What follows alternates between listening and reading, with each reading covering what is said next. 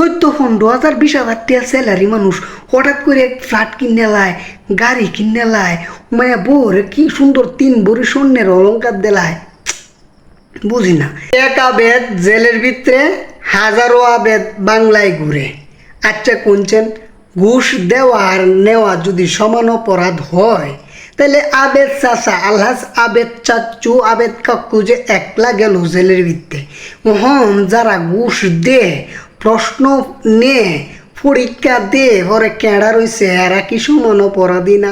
Error মুখোশ কি বাঙালি জাতি কোনোদিনই করতারতো না? এরারে কি আমরা দেখতাম না? এরা সান মুখটা, এরা যে কেডা রয়েছে, কেডার ওয়ার পরে এরা যে আসেনি আসন মানে অধিষ্ঠিত হয়েছে, সেই আসনটার কি অপব্যবহার করতো না? এরা কি আরে অন্য আবেদালি হইতো না? হইব, কিন্তু এরাও যেহেতু টিয়া খরচ করে ওই আসনে অধিষ্ঠিত হয়েছে, তাহলে ওই আসনটার অপব্যবহার তারাও কিন্তু করব, তারাও কিন্তু তলেদের টেহা নিয়ে বিভিন্ন কাজ কিন্তু হেরাও করব, হেরাও সৈয়দ আলহাজ আবেদ আলী হইব। এখন আমার কথা হচ্ছে, এটা ধরেন কোনো একজন ব্যক্তি, কোনো একজন মানে মানুষ, সে কি করছে, আবেদ আলীর মতো ব্যক্তির টেহা দিয়ে বিসিএস পরীক্ষা দিয়ে পরে ক্যাডার হয়েছে। কি ক্যাডার?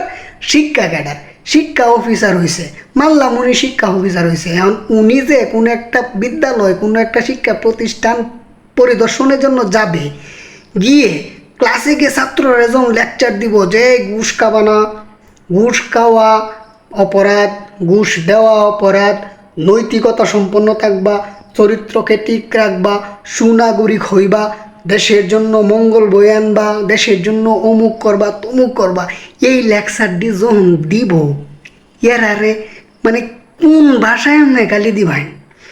সৈয়দ আলহাজ আবেদ আলী চাচা যে কামটা করছে, যে অপরাধটা করছে, এরাও কি এই অপরাধের সাথে সামিল না? অবশ্যই সামিল, অবশ্যই জড়িত, এরাও তো এই কাজটা করছে।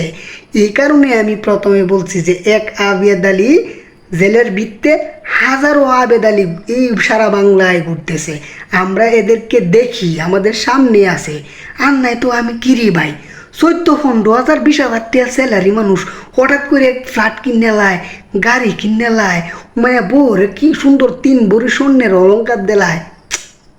বুঝি না, রাত দিন পরিশ্রম করে মানুষ ব্যবসা করে, রাত দিন পরিশ্রম করে মানুষ খেতে কামারে কাজ করে বউরে আডানাতে একটা স্বর্ণের সেন কিনে দিতারে না, হেরা 3 ভরি 4 ভরি 5 ভরি দেলা। যদি জিগায় কি গো তোমার বেতন কত? বেতন হচ্ছে 14 গ্রেডের, 15 গ্রেডের, 16 গ্রেডের, 20 গ্রেডের। কেমনে?